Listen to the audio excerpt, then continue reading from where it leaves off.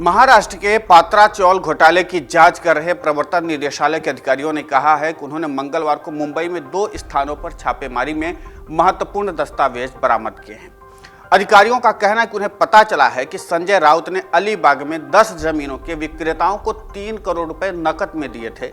ED ने कहा कि HDIL के पूर्व लेखाकार का भी बयान हमने दर्ज किया है। राउत के खाते में पैसे ट्रांसफर करने के अलावा राउत को प्रवीण राउत से बड़ी रकम नकद मिली थी। अलीबाग और मुंबई में फ्लैटों की खरीद में पैसे का इस्तेमाल हुआ था। ईडी ने सोमवार को मुंबई की धन शोधन निवारण कानून अदालत को बताया था कि उपनगर गोरेगांव में पात्रा चौल के पुनर्विकास में कथित अनियमितता से हासिल 1 करोड़ रुपए राउत और उनके परिवार को मिले हैं। बता दें कि 60 वर्षीय राउत को ईडी ने रविवार देर रात गिरफ्तार किया था। इससे पहले एजेंसी ने उनके भांडुप स्थित घर की तलाशी ली थी। वो 4 अगस्त तक ईडी के हिरासत में थे पहले। अब ईडी ने इसकी तारीख बढ़ाते हुए 8 अगस्त कर दी, यानी 4 दिन की और रहेगी। ईडी जिन परिसरों में तलाशी ली है उनमें से एक उस व्यक्ति का था जो HDIL से जुड़ा हुआ था और इसके नकद लेन देन का भी ईडी ने मामले में उनका बयान भी दर्ज कर लिया है। ईडी नगदी की जांच तो कर ही रही है जो संजय राउत को प्रवीण राउत से मिली थी। प्रवीण HDIL की सहायक कंपनी गुरु आशीष कंस्ट्रक्शंस के निदेशकों में से एक थे।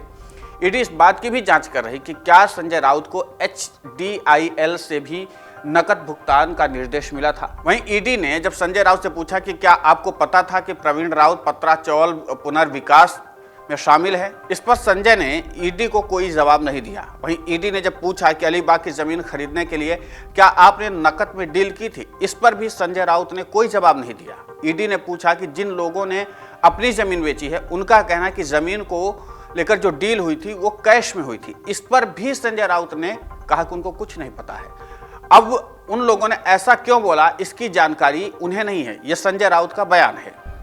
वहीं ईडी ने पूछा कि अलीबाग में आपने साल 2010 से 11 में 10 जमीन खरीदी है। इस पर संजय राउत ने कहा कि हाँ, उन्होंने 10 जमीन खरीदी है।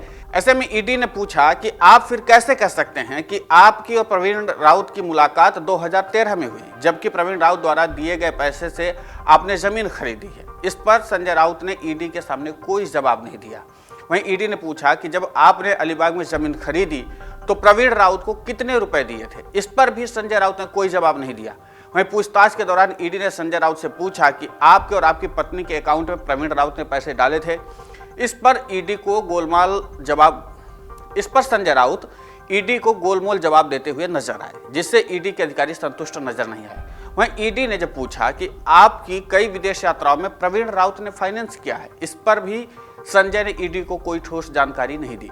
सूत्र बताते हैं कि संजय राउत उनके परिवार की कई विदेश यात्राओं में प्रवीण राउत ने फाइनेंस किया था।